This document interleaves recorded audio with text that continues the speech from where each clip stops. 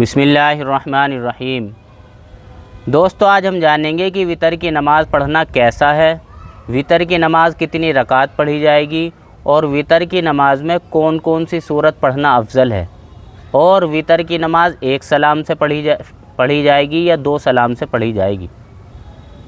تو دوستو، آپ صلی اللہ علیہ وسلم وتر کی نماز پڑھنے کا بہت اہتمام کرتے تھے، سفر میں بھی اور حضر میں بھی، اور آپ صلی اللہ علیہ وسلم نے وتر کی نماز پڑھنے کی بہت تاکید فرمائی ہے، یہاں تک کہ اگر کوئی آدمی وتر کی نماز کے وقت سوتا رہ گیا، بھول گیا، تو جیسے ہی اسے یاد آئے، جیسے ہی اس کی آنکھ کھلے تو فوراً اسے وتر کی نماز پڑھنی پڑے گی۔ وقت ہے تو ادا پڑھے گا، وقت نہیں ہے تو قضا پڑھے گا۔ حضرت ابو سعید خدری رضی اللہ عنہ فرماتے ہیں کہ آپ صلی اللہ علیہ وسلم نے ارشاد فرمایا، جو وتر کی نماز کے وقت سو گیا یا بھول گیا تو جیسے ہی اسے یاد آئے تو وتر کی نماز پڑھے۔ اور دوستو، آپ صلی اللہ علیہ وسلم نے ارشاد فرمایا، وتر کی نماز حق ہے، جو وتر کی نماز نہ پڑھے وہ ہم میں سے نہیں ہے۔ وتر کی نماز حق ہے، جو وتر کی نماز نہ پڑھے وہ ہم میں سے نہیں ہے۔ وتر کی نماز حق ہے، جو وتر کی نماز نہ پڑھے وہ ہم میں سے نہیں ہے۔ آپ صلی اللہ علیہ وسلم نے اس طریقے سے 3 مرتبہ ارشاد فرمایا ہے۔ تو دوستو، وتر کی نماز پڑھنا واجب ہے، بعض فقہاء کرام نے اس کو سنت بھی کہا ہے۔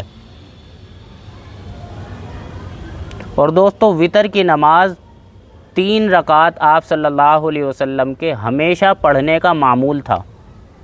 حضرت عائشہ رضی اللہ عنہا فرماتی ہیں کہ آپ صلی اللہ علیہ وسلم رمضان اور غیر رمضان میں 8 رکعت سے زیادہ نہیں پڑھتے تھے، اور 3 رکعت وتر کی نماز پڑھتے تھے۔ یعنی آپ صلی اللہ علیہ وسلم کے پورے سال وتر کی نماز پڑھنے کا معمول یہ تھا کہ آپ 3 رکعت پڑھتے تھے۔ اور حضرت عائشہ فرماتی ہیں کہ آپ صلی اللہ علیہ وسلم وتر کی پہلی رکعت میں سورہ اعلیٰ، دوسری رکعت میں سورہ کافرون اور تیسری رکعت میں سورہ اخلاص پڑھا کرتے تھے۔ تو دوستو، افضل یہی ہے کہ آدمی وتر کی نماز میں ان تینوں صورتوں کو پڑھے۔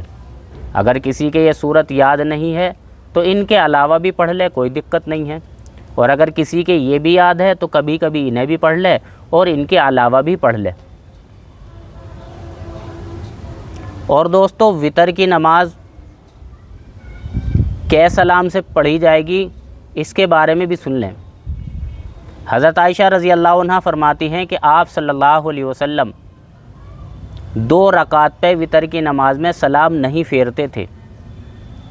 اور حضرت ابی بن کعب رضی اللہ عنہ فرماتے ہیں کہ آپ صلی اللہ علیہ وسلم وتر کی پہلی رکعت میں سورہ اعلیٰ، دوسری رکعت میں سورہ کافرون اور تیسری رکعت میں سورہ اخلاص پڑھا کرتے تھے، اور وتر کی تیسری رکعت میں سلام پھیرتے تھے۔